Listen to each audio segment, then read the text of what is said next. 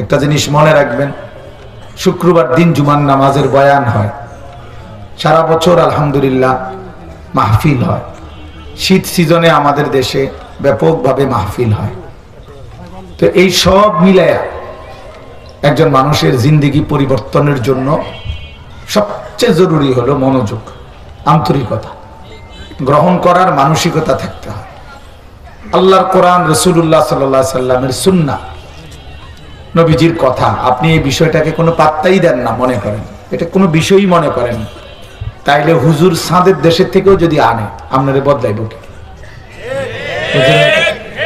হুজুর যদি মঙ্গল গ্রহ থেকেও আসে আপনাদের চেঞ্জ করবে কেমন? আপনি তো সিদ্ধান্তই নিছেন আমি শুনবো না, মানবো না। এই জন্য হাদিসের মধ্যে আছে, নবী সাল্লাল্লাহু আলাইহি ওয়াসাল্লাম বলছেন, কিছু মানুষের দিল, অন্তর এমন কাল কুজে মিরবাদান। এই যে এটা উদাহরণ দেওয়ার জন্য বুঝাইলাম, এই যে বোতল, এটা মনে করেন এইভাবে উল্টায় রাখলাম, মনে করেন গ্লাস হইলে ভালো হইতো, তো এইভাবে উল্টায় রাখার পর এখন এখানে যদি আটলান্টিক মহাসাগরের সবগুলো পানিও যদি ঢালে তারপরও এটা ফুরবে না। কেন ফুরবে না? কেন? মানে এটা উল্টায় রাখছে। তাইলে গ্লাসটা যদি উল্টায় রাখে, তাইলে এবার যদি সাগর মহাসাগরের পানিও এটার মধ্যে রাখে, গ্লাস ফুরবে না। ঠিক তেমনি ভাবে আল্লাহ নবী সাল্লাল্লাহু আলাইহি ওয়াসাল্লাম বলেন, কিছু মানুষের দিল এরকম উল্টানো, কালকুজে মিরবাদান, অর্থ হলো উল্টা গ্লাসের মতো, যে তার কলিজা উল্টা রাখছে, ফলে এবার আর কারো কথা তার দিলে আর আসর করে না, কোনো প্রভাব ফেলে না, কারণ তার দিল তো উল্টা। এটার মধ্যে সাগর মহাসাগরের পানি ফেললেও তো আর পুরবে না, ঢুকবে না কিছু। এই জন্য এটা সবচেয়ে বড় বিষয়। কোরআন শরীফে আছে, ওয়ালা তাকুনু কাল্লাযীনা নাসুল্লাহ ফাআনসাহুম আনফুসাহুম। আল্লাহ তাআলা বলেন, বান্দা তুমি আমাকে ভুলে যেও না, বেশি দিন ভুলে গেলে একদিন আমি তোমাকে তোমার পরিচয় ভুলায় দেব, একদিন তোমার নিজের আত্মপরিচয় ভুলায় ফেলব।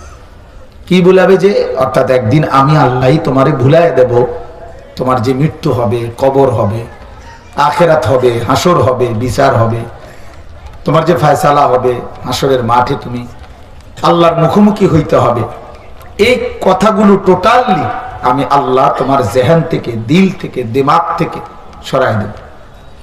ফলে আর কোনোদিন তোমার আর পরকাল মনে পড়বে না। ফলে জিন্দিগিটা শুধু জন্তু জানোয়ারের মতো, গরু ছাগল কুকুর বিড়ালের মতো, খাইবা, ঘুমাইবা, পেশাব করবা, বাথরুমে যাইবা, আর যৌন চাহিদা পূরণ করবা, খালাস। ঘুম, খাবার, পেশাব পায়খানা, লজ্জাস্থানের চাহিদা পূরণ, এইটুকু কিন্তু জানোয়ারেরই স্বভাব, এটুকু জানোয়ারেরও পূরণ।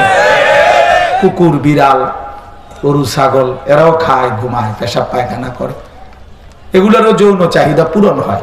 এই জন্য কুকুরেরও বাচ্চা হয়, ছাগলেরও বাচ্চা হয়। তাইলে বোঝা গেল এটুকুর নাম জীবন না বাপ। তাইলে মানুষ হইলাম কই? তাইলে জানোয়ারের সাথে তফাৎ কি? এই জন্য আত্মপরিচয় ভুলে যাওয়া মানে আখেরাত ভুলে যাওয়া, গন্তব্য ভুলে যাওয়া, মঞ্জিল হারিয়ে ফেলা। কোথায় যাব আমি জানি না। বাসে উঠছে, কন্ট্রাক্টর জিজ্ঞাসা করছে কই নামবেন, কয় তোমার বুঝমত একখানে নামাই দিও। তখন ওই কন্ট্রাক্টর কি বলবে? হেল্পার রে বলবে এই পাগল কোত্থেকে উঠাইলি, ঠিক না? বলবে না? এই মাতাল তার সিরা এরা উঠাইলি কেন? এ তো কই যাবো কই জানে না, এ তো তার গন্তব্য চেনে না, মঞ্জিল চেনে না, কোথায় নামবে সে বলতে পারতেছে না। তাহলে এই জন্য বললাম যে মঞ্জিল চেনে না, গন্তব্য চেনে না, তো সে তো পাগল, মাতাল।